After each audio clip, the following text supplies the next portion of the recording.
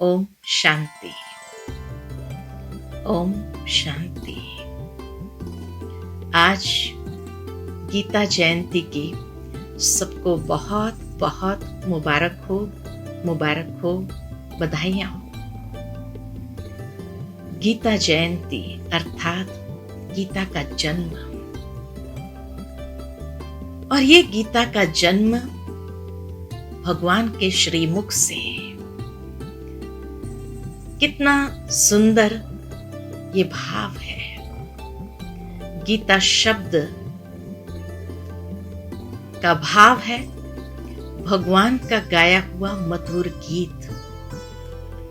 और ये मधुर गीत परमात्मा तभी गाते हैं जब इस संसार में घोर अधर्म का समय होता है और अधर्म का नाश और सत धर्म की पुनः स्थापना करने के लिए परमात्मा इस संसार में अवतरित होकर ये मधुर गीत सुनाते हैं, जिससे अनेक आत्माओं के जीवन के अंदर महान परिवर्तन आता है। परमात्मा आत्मबोध कराते हैं, जिससे हम सहजता से आत्मिक भाव को विकसित कर सके, सभी मनुष्य को उस आत्मिक दृष्टि से देखे और ऐसा ही व्यवहार करे। श्रीमद् भगवत गीता 3 भागों में बटी हुई है, ज्ञान योग, कर्म योग और भक्ति योग। अर्थात सबसे पहले परमात्मा आकर आत्मा की ज्योति को ज्ञान से जागृत करते हैं। और जब आत्मा की ज्योति में ज्ञान का दृत पड़ता है तो वो ऐसी जग जाती है जिससे जीवन के अंदर जो बुराइयों का अंधकार था, उस अंधकार को सहजता से समाप्त कर सके। साथ ही साथ परमात्मा ने इतने सुंदर कर्म करना सिखाया, अर्थात कर्म योगी बनाया। ये ज्ञान नहीं दिया कि तुम्हें कर्म सन्यासी बनना है, नहीं। परमात्मा ने हम सब अर्जुनों को यही ज्ञान दिया कि हमें यथार्थ में कर्म योगी बनना है और हर कर्म करते हुए ज्ञान को प्रैक्टिकल कर्म में उतारना है। ज्ञान खाली समझने के लिए नहीं है, लेकिन उस ज्ञान को कर्म में आत्मसात करना है। तभी तो हम कर्म भ्रष्ट से कर्म श्रेष्ठ बनेंगे। और फिर भक्ति योग।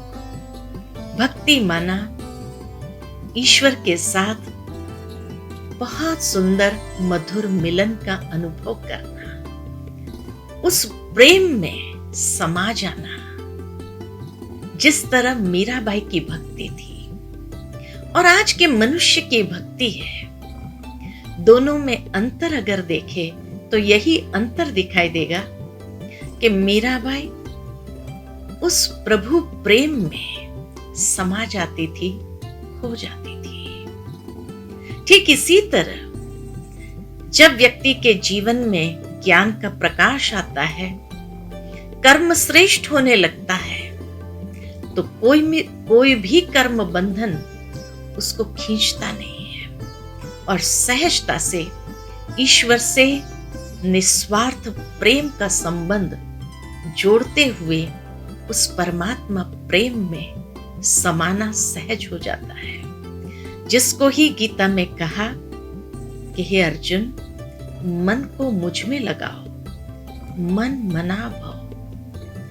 अर्थात उस प्रेम में हम ऐसे खो जाएं, समा जाए, जो मन उसी परमात्मा में खोया रहे, रमा रहे। तो ये गीता का संदेश है। लेकिन उसके साथ साथ बुराइयों को त्यागने के लिए जो परमात्मा ने कहा, उन बुराइयों को त्यागने के लिए जिसको आसुरी संपद कहा, उसके लिए राजयोग सिखाया अर्थात स्वयं के इंद्रियों के ऊपर राज्य अधिकार प्राप्त करना। कर्मेंद्रिय के गुलाम नहीं, कर्मेंद्रिय के राजा बने, क्योंकि जिसने इंद्रियों को जीता है वही सहजता से मन को भी वश कर सकता है।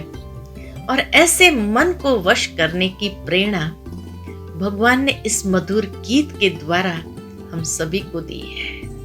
तो आइए इसी विधि से हम गीता जयंती मनाते हैं आज, और गीता को आत्मसात करते हैं। वो परमात्मा के मधुर गीत को इस तरह से जीवन के अंदर शामिल करें जिससे हमारा जीवन धन्य धन्य हो जाए। तो गीता जयंती पर गीता को सुनना नहीं है, समझना नहीं है, लेकिन जीना है। जब गीता जीने लगते हैं तब हमारा जीवन श्रेष्ठ बनने लगता, और इतना धर्म श्रेष्ठ, कर्म श्रेष्ठ सहजता से बनते हुए हम उस परमात्मा के सानिध्य में सहजता से जा सकते हैं, उसका अनुभव कर सकते हैं, और उस ज्ञान को नित्य अपने जीवन द्वारा अनेकों को प्रेरणा देनी है, जिससे उनका जीवन भी श्रेष्ठ बन जाए। तो ये मधुर संदेश के साथ गीता जयंती को मनाते हैं, सेलिब्रेट करते हैं, तभी तो लगेगा कि हाँ, हमने गीता जयंती सचमुच में मनाई है।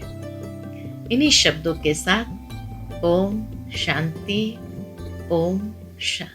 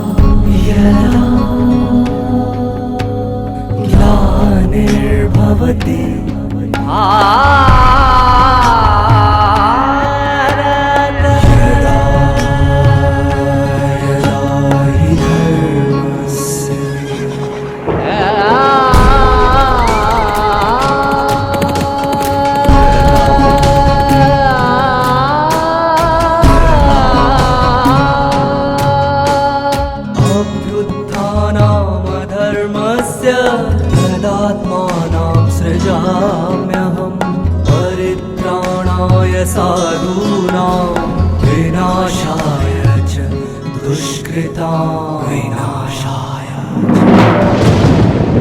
धर्म संस्थापनार्थाय संभवामि युगे युगे युगे युगे युगे युगे युगे युगे। To watch Peace of Mind channel videos on YouTube, subscribe us on youtube.com/tvpeaceofmind. Just a click for a peaceful life.